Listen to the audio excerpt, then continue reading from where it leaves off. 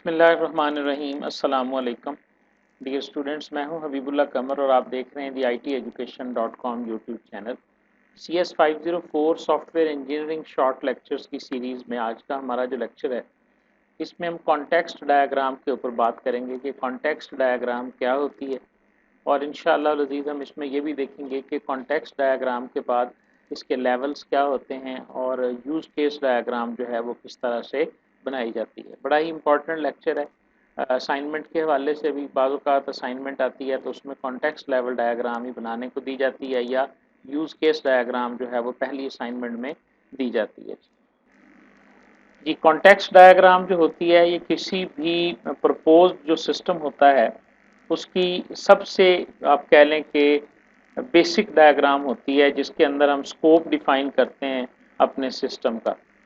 Context diagram graphically illustrate the boundary by showing the connection between the system being developed or the problem being addressed and the outside world. Outside world के साथ किस किस के साथ इसने interact करना है और किस तरीके से इंटरेक्ट करना है। यानी आप ये कह सकते हैं कि बेसिकली हम इसके अंदर जो है ना वो आइडेंटिफाई करते हैं एंटिटीज़ को जो आउटसाइड होती हैं, सिस्टम के बाहर होती हैं, और वो किस तरह से किसी भी दूसरे अंदाज में इंटरफेस कर रही होती हैं और आप कह लें कि इंटरेक्ट कर रही होती हैं सिस्टम के साथ, एक्सटर्नल एंटिटीज़ के साथ। इस चीज़ को हम जो है ना वो ड्रॉ करते हैं।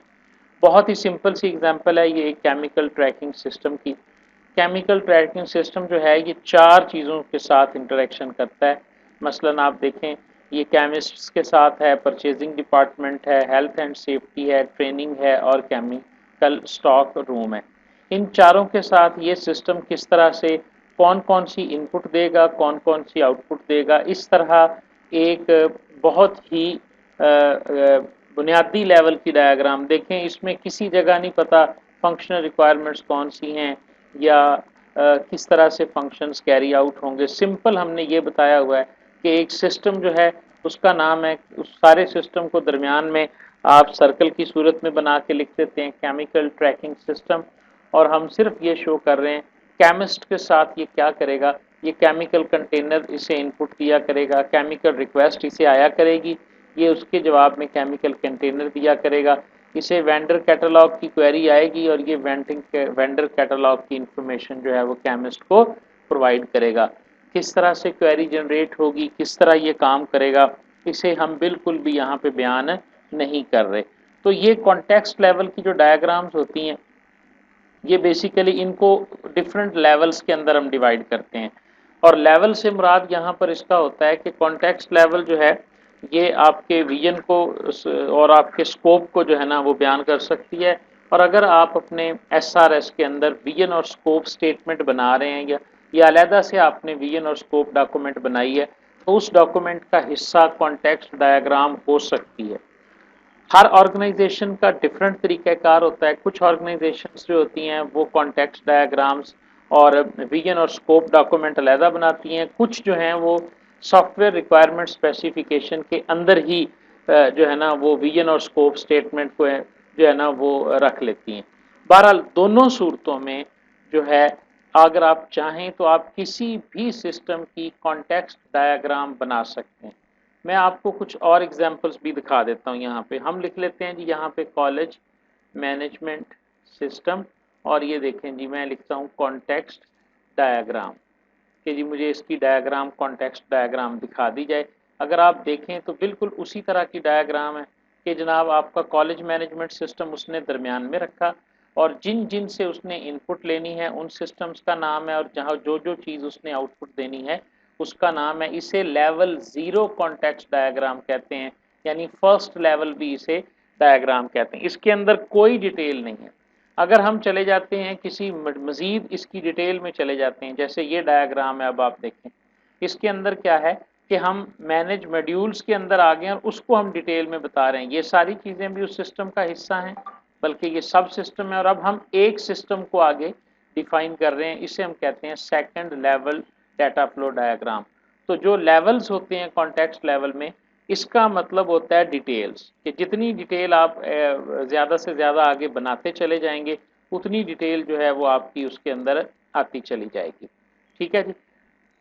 कॉन्टेक्स्ट लेवल के बाद जो सबसे पहली diagram software requirement specification document का हिस्सा होती है, जो रिक्वायरमेंट्स को मेंशन करती है, requirement elicitation, requirement gathering, requirement engineering आप ये कह सकते हैं, जहाँ से स्टार्ट होती है उसे हम यूज़ केसेस या कस्टमर डेवलपमेंट रिलेशनशिप का नाम देते हैं। ये डायग्राम कैसे होती है पहले तो आप इसको समझ लें। इसके लिए हम यूज़ केस मॉडल कंपोनेंट्स को यूज़ करते हैं और ये यूएमएल एक यूनिफाइड मॉडलिंग लैंग्वेज जी।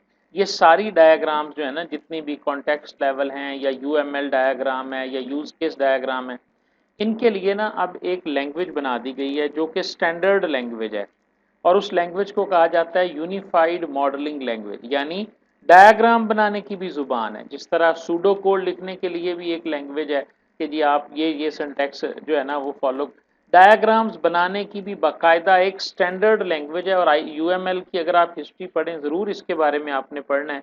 यूएमएल हमारे पास क्या है, what is unified modelling language. तो आप देखेंगे कि मेरा ख्याल है कि it was developed by IBM. IBM ने इसको डेवलप किया था, shorthand for unified and standardised modelling language consisting of an integrated set of diagrams developed to help system and software developers for specifying, visualizing, constructing and documenting artifacts of software system। Software developers को ये help out करती है कि वो किस तरह अपनी system को स्पेसिफाई कर सकते हैं with the help of different diagrams, किस तरह वो अपने सिस्टम को विजुअलाइज कर सकते हैं with the help of these diagram, और किस तरह वो अपने सिस्टम के डिज़ाइन को और डॉक्यूमेंटेशन को कंस्ट्रक्ट कर सकते हैं। इसके लिए स्टैंडर्ड यानी ये डायग्राम्स हैं, इसके अंदर बहुत सारी हैं। ओरिजिन्स आप देख सकते हैं इसका 1991 के अंदर जो है वो इसे इजाद किया गया और उसके बाद फिर ये ऑब्जेक्ट ओरिएंटेशन के साथ आगे चलती गई। इसके अंदर डिफरेंट किस्म की डायग्राम्स हैं जो हम बनाते हैं। मसलन इसके अंदर क्लास डायग्राम है, इसके अंदर हमारे पास अब जितने भी स्टैंडर्ड्स हैं ना उन तमाम के लिए आप देखेंगे class diagram, component diagram, development diagram, object package, हर चीज़ के लिए ऑब्जेक्ट ओरिएंटेड एनालिसिस या ऑब्जेक्ट ओरिएंटेशन मॉडल जो आप पढ़ रहे हैं या आपने पढ़ा है। आपने पढ़ा जी क्लासेस होती हैं तो क्लास बनाने की भी डायग्राम है। आप पढ़ेंगे क्लासेस के आपस में रिलेशनशिप होते हैं, उसकी भी डायग्राम है। आप पढ़ेंगे यूज़ केसेस होते हैं तो यूज़ केस की भी एक डायग्राम है। हर चीज़ को, आर्किटेक्चर की डायग्राम, डेवलपमेंट की डायग्राम, हर किस्म की डायग्राम के लिए एक स्टैंडर्ड बना दिया गया है। रिक्वायरमेंट इंजीनियरिंग के अंदर जो सबसे पहली डायग्राम हम बनाते हैं उसे हम यूज़ केस मॉडल डायग्राम कहते हैं। ठीक है, यूज़ केस मॉडल डायग्राम या यूज़ केस मॉडल हमारे पास क्या होता है। यहाँ से आपको सिर्फ यूज़ केस मॉडल बनाना आना चाहिए। आप इसकी थ्योरी को रीड कर सकते हैं। बेसिकली ये एक ऐसी डायग्राम होती है जो दो चीज़ों पर मुश्तमिल होती है। एक इसमें एक्टर्स होते हैं और एक इसमें यूज़ केसेस होते हैं। एक्टर से मुराद वो लोग होते हैं, वो आप कह लें स्टेक होल्डर्स होते हैं जो सिस्टम को यूज़ करते हैं, और वो सिस्टम में कौन कौन से फंक्शंस परफॉर्म करते हैं उसे हम यूज़ केसेस कहते हैं। इसको समझने से पहले ना मैं आपको एक डायग्राम दिखाता हूँ। ये डायग्राम है जी आपके पास, ठीक है। इसकी नोटेशंस को समझ लेंगे। सबसे पहले ये जो रेक्टेंगुलर नोटेशन है जिसके ऊपर लाइब्रेरी सिस्टम लिखा हुआ है, इसे कहते हैं जी ये सिस्टम की बाउंड्री है। ठीक है, सिस्टम की बाउंड्री से बाहर ये वो चार एक्टर्स हैं जो इस सिस्टम को यूज़ करेंगे। बुक बारवर यूज़ करेगा, लाइब्रेरियन यूज़ करेगा, जर्नल बारवर यूज़ करेगा और बारवर यूज़ करेगा। ठीक है, अब ये चार एक्टर्स हैं जो इस सिस्टम को इस्तेमाल करेंगे। ये चार एक्टर्स क्या क्या करेंगे, मसलन बुक बारवर जो है वो रिजर्व करेगा बुक को, बारो करेगा बुक को, रिटर्न करेगा बुक को और एक्सटेंड करेगा लोन को। लाइब्रेरियन क्या करेगा, कैटलॉग को अपडेट करेगा। जर्नल बारोअर क्या करे, जर्नल जो है ये बारो करेगा जर्नल को और रिटर्न करेगा जर्नल को। और जो ब्राउज़र होगा, ब्राउज़र जो है ये आपके लिए ब्राउज़ करेगा इन तमाम बुक्स की कैटलॉग को। यानी जितने एक्टर्स हैं वो एक्टर्स इस सिस्टम में जो जो फंक्शनैलिटी परफॉर्म करेंगे उसे ओवल्स की सूरत में लिख देना। और उसके अंदर कैसे लिखा हुआ है देखें, पहले वर्ब है रिजर्व और उसके बाद एंटिटी है नाउन, बारो बुक, अपडेट कैटलॉग, बारो जर्नल, यानी आगे ऑब्जेक्ट्स हैं सारे और उन ऑब्जेक्ट्स के साथ जो जो फंक्शन जो जो एक्टर परफॉर्म करता है वो जो है वहाँ पर लिख दिए जाते हैं और उनको इस तरह सिस्टम बाउंड्री के अंदर डाल दिया जाता है। इसे कहते हैं जी use case diagram. Use case diagram किस तरह बनाई जाती है और इसमें मज़ीद क्या चीज़ें होती हैं, पेपर में जो सवाल आ सकता है या असाइनमेंट जो पहली आपको आ सकती है, आपको एक जो है ना वो ये देखें, creating a use case model, आपको एक सिनेरियो दिया जा सकता है और आपसे कहा जा सकता है कि इस सिनेरियो के मुताबिक आप यूज़ केस डायग्राम बनाएं। जी, ये हारिस ज़रा चेक करें, ये पिछले सेमेस्टर की असाइनमेंट थी, सॉफ्टवेयर इंजीनियरिंग की असाइनमेंट नंबर 1। क्या दिया गया? इसमें उसने कहा कि under the current pandemic situation corona 19 an XYZ company wants to change its conventional educational system into distance. एक पूरा सिनेरियो दिया गया, ठीक है। उसके बाद उन्होंने बताया कि जी आपने क्या करना है, आपके ज़िम्मे लगाया using the above mention scenario you are required to drive use case model from the given functional requirements. साथ में ये रिक्वायरमेंट्स दी हुई थी, ठीक है जी। और रिक्वायरमेंट्स देने के बाद आपसे कहा गया कि आपने एक UML डायग्राम जो है वो बनानी है। उसके बाद उसने कहा कि also specify at least 4 user requirements, यानी नॉन फंक्शनल रिक्वायरमेंट्स भी जो हैं वो अबव सिनेरियो के लिए आपने बना देनी है। नॉन फंक्शनल रिक्वायरमेंट्स हम पहले पढ़ चुके हैं। नॉन फंक्शनल रिक्वायरमेंट्स की अगर आप एग्जांपल देखें तो इसमें ये होता है कि ऐसे तमाम कॉन्स्ट्रेंट्स जिनके अंडर रहते हुए आपकी एप्लीकेशन काम करती है वो नॉन फंक्शनल कहलाती है। फंक्शनल में तो हम ये बताते हैं ना कि हमारी डॉक्यूमेंट या हमारी जो कह लें कि एप्लीकेशन है वो क्या करती है। मैं आपको एक और एग्जांपल दिखाता हूँ यूज़ केस डायग्राम की ना। ये एक और एग्जांपल देखें जी, ये एक software Android app for stock management और कन्फेक्शनरी आइटम्स, ठीक है। ये इसकी मुकम्मल SRS बनाई हुई है।